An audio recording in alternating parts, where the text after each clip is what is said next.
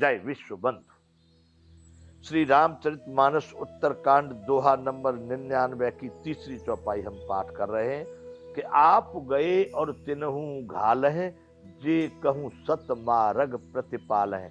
बंधु जो ऊपर कह रहे थे, परतीय लंपट कपट सयाने, मोह द्रोह ममता लपटाने, तई अभेदवादी ज्ञानी रट देखा मैं चरित्र कलयुग कर। जो दूसरों की स्त्रियों के साथ में प्रेम करने वाले कपटी और जो होशियार हैं, जो मोह द्रोह और हर एक तरह की आसक्ति में लिप्त हैं, वही अभेदवादी नर कहे जाते हैं। मैंने कलयुग का चरित्र देखा। उनके लिए यहाँ कह रहे हैं कि आप गए और तिनहु घाल हैं। वो खुद तो नरक में जाने वाले हैं, आप तो गड्ढे में पड़े हुए हैं, गए हैं और उनको और ले जा रहे हैं। जो कुछ सदमार्ग मतलब जो कुछ अच्छे शुभ रास्ते पर जा रहे थे, सदमार्ग पर जा रहे थे, ऐसे लोग उनको भी अपने साथ उस गड्ढे में डाल रहे हैं।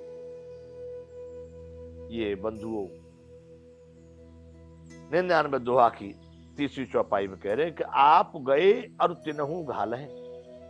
वो वैसे लोग हैं, क्योंकि कह दिया ना, कपट जाने मोह ते अभेदवादी, उन्हीं को लोग अभेदवादी मान करके उनके आचरण को करना चाहते हैं, उनके सत्संग में जा रहे हैं, उनकी छत्र छाया में, उनके मार्गदर्शन में चलना चाहते हैं, क्योंकि उनकी नजर में वे अभेदवादी हैं। इसलिए उनको कहा गया कि आप गए और तिनहु घाल हैं।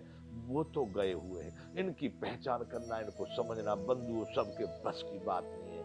ये इस समय पर इतना विचित्र कलयुग का मतलब ऐसा नहीं है कि यहाँ पर सतयुग बिल्कुल नष्ट हो गया, त्रेता द्वापर का अंश भी नहीं है, सब है, लेकिन बहुत बड़ा इसी में चौपाई आएगी।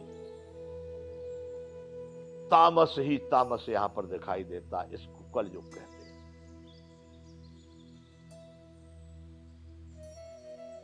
देख लो ना, आप अच्छे सज्जन संतों की जो बातें हैं उनको आप देखेंगे तो कोई सुनने वाला नहीं, क्योंकि उनकी बात को सुन भी लेंगे तो उनकी समझ में आने वाली नहीं, इसलिए उसको छोड़ देंगे, नहीं समझ सकते, क्योंकि उनका ज्ञान, मैं बार बार कह रहा हूं कि हमारे भारत में भारतीय शिक्षा नहीं। भारतीय शिक्षा को तो मारो गोली भाई, भारतीय कोई प्रणाली यहां है ही नहीं,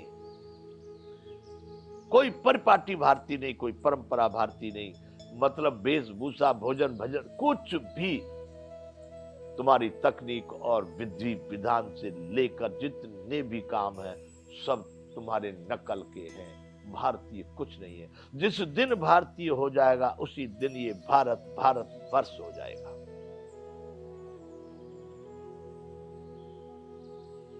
आप गए और तिनहु घाले, जे कुछ देखो सतमार्ग प्रतिपाल है।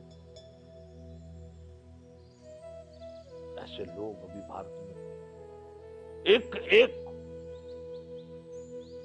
खाली व्यक्ति पूजा मनुष्यों की, मैं ऐसे लोगों को धिक्कारता हूं। और बंधुओं, मुझको भी लोग कभी कभी इसमें हमारे लड़के बताते, फेसबुक वगैरह पर डालते, तो कोई कोई लिख के देखते, बाबा जी तुम क्या कर रहे हो, मतलब कुछ भी उल्टे सीधे जो उनके मन में विचार आते, वो भी अपना वो कहते ना कमेंट, कहते कमेंट,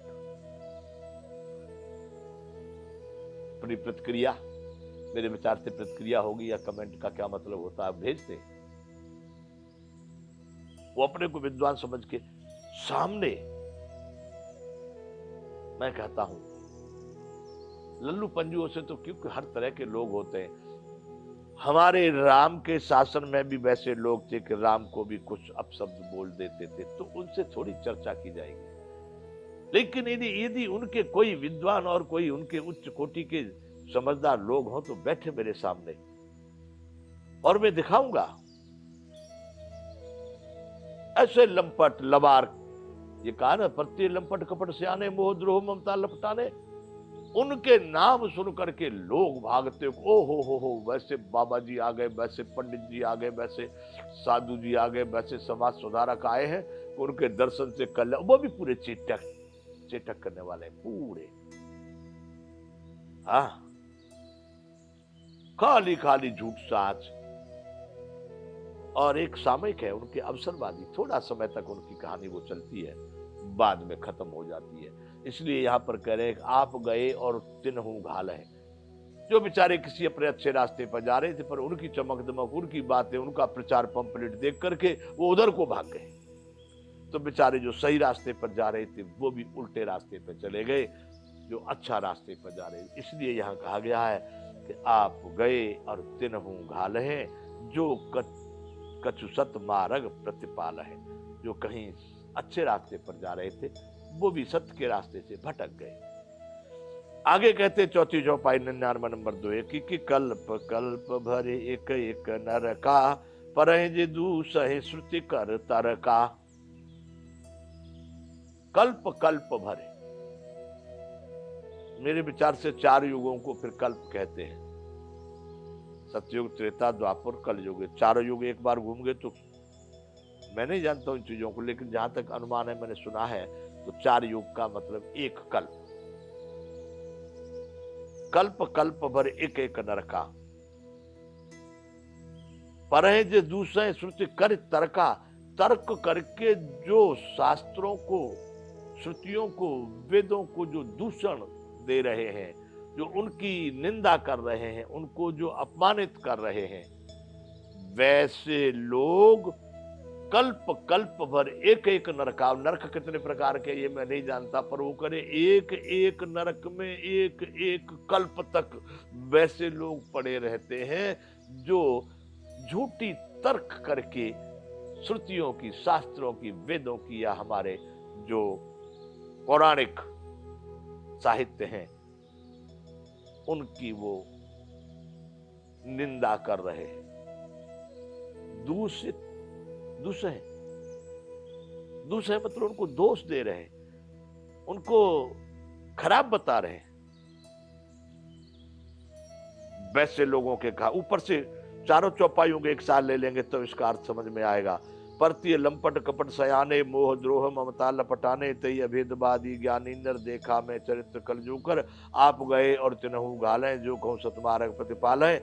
ऐसे लोगों की स्थिति बताइए कि कल्प कल्प भर एक एक नरका। वैसे लोग एक एक कल्प तक एक एक नरक में पड़े रहेंगे, जो परहें, नरक में परहें, जे दूसहे श्रुत, श्रुत यानी शास्त्र, कर तर्का, तर्क करके जो शास्त्रों को दूषण दे रहे हैं।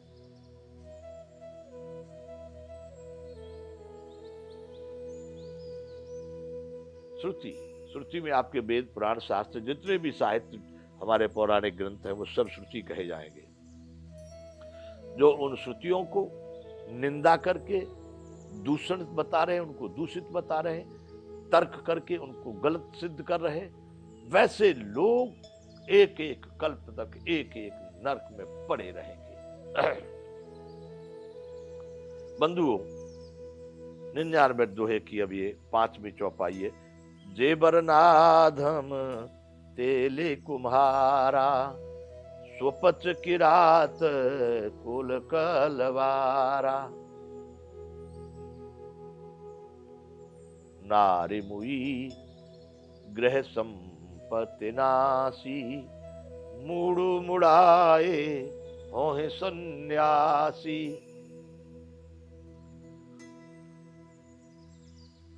यहां कहा गया है,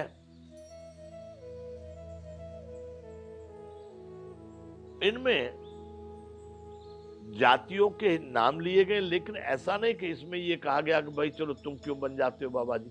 लेकिन वो लोगों को ज्ञान नहीं, क्योंकि संत के भेष बनाने के लिए सन्यास, जिसने न्यास कर दिया है सभी कर्मों में कर्तापन के अभिमान का, जो कर्तापन के अभिमान से मुक्त हो चुका है, ऊपर उठ चुका है, वो सन्यासी होता है। इसलिए यहां पर इन जातियों को नाम लेकर के कह रहे हैं कि वो छोटी जाति के लोग भी, जे वर्ण में छोटे हैं, अधम हैं, जे वर्णाधम तेल कुम्हारा, स्वपच किरात कोल कलवारा। कोल भील आदि आते, कुम्हार भील, इस तरह के जो जातियों में लोग हैं, उनके लिए यहां पर कहा गया कि वो कोई इतने बड़े ज्ञानी नहीं, लेकिन फिर भी सन्यासी का वेश धारण कर लेते हैं। बंधु, यहां पर इस चौपाई को हम बाद में अर्थ करेंगे, अभी यहां पर विराम करेंगे, आगे की कथा चालू रहेगी। यह है श्री रामचरितमानस उत्तरकांड वर्तमान समय के लिए भविष्यवाणी। जय विश्व वंदे।